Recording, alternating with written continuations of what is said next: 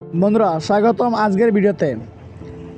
আজ আমরা আলোচনা করব কেন নেপালের প্রধানমন্ত্রী কেপি শর্মা ওলি হঠাৎ করে পদত্যাগ করতে বাধ্য হলেন, কোন ঘটনাগুলো এই সিদ্ধান্তকে ত্বরান্বিত করলো, কেন দেশের তরুণ সমাজ রাস্তা নেমে এলো, আর এর পেছনে কি ভবিষ্যৎ সংকেত লুকিয়ে আছে, সবই জানব বিস্তারিতভাবে।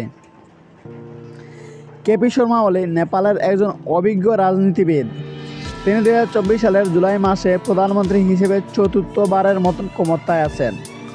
তার নেতৃত্বে ছিল একটি জোট সরকার, যেখানে ভিন্ন ভিন্ন দলের সমর্থন তাকে টিকিয়ে রেখেছিল। কিন্তু শুরু থেকেই সরকার নানা সমালোচনার মুখে পড়ে। অর্থনৈতিক মন্দা, দুর্নীতি, বেকারত্ব আর রাজনৈতিক অস্থিরতা, এসব অভিযোগ জনগণের মাঝে ধীরে ধীরে জমতে থাকে। পরিস্থিতি আরও জটিল হয়ে ওঠে যখন সরকার 26টি জনপ্রিয় সামাজিক যোগাযোগ মাধ্যম হঠাৎ করে বন্ধ করে দেয়। কারণ হিসেবে বলা হয়, এই প্ল্যাটফর্মগুলো সরকারের নিয়ম অনুযায়ী রেস্ট্রিকশন করেননি। কিন্তু জনগণ, বিশেষ করে তরুণ সমাজ, এটিকে দেখল এক ধরনের সেন্সরশিপ বা মত প্রকাশের স্বাধীনতার ওপর হস্তক্ষেপ হিসেবে।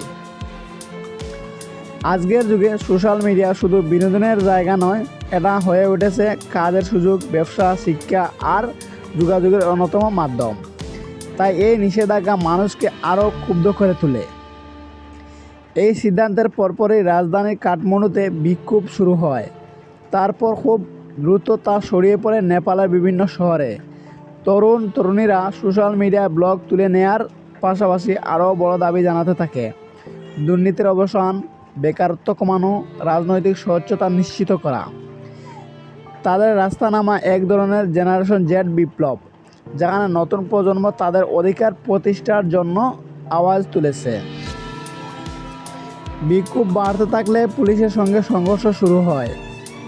রাবার বুলেট, টিয়ার গ্যাস, লাঠিচার্জ সব কিছু ব্যবহার করা হয়। কিন্তু বিক্ষোভ আরও ভয়াবহ রূপ নেয়। সরকারি অফিস, পার্লামেন্ট ভবন, এমনকি প্রধানমন্ত্রীর অফিসের সামনেও আগুন লাগিয়ে দেয় বিক্ষোভকারীরা।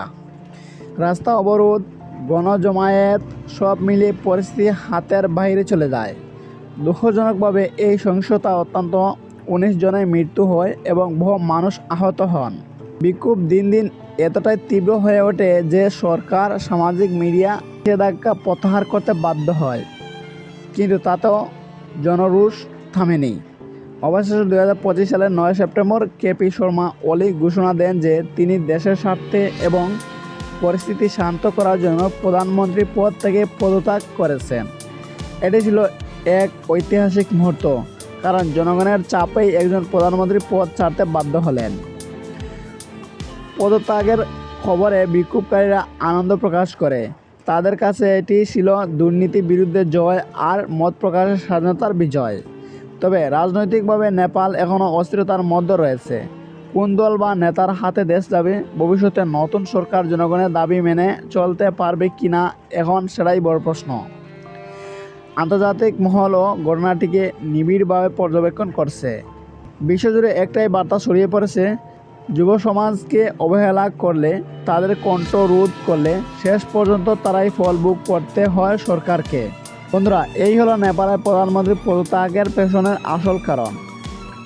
একটি ভুল সিদ্ধান্ত, দুর্নীতি আর তরুণ প্রজন্মের ক্ষোভ মিলে ইতিহাস তৈরি করছে। আপনাদের কাছে প্রশ্ন: বাংলাদেশের এমন পরিস্থিতি দেখে কি নেপালের তরুণ সমাজ রাস্তায় নেমেছে?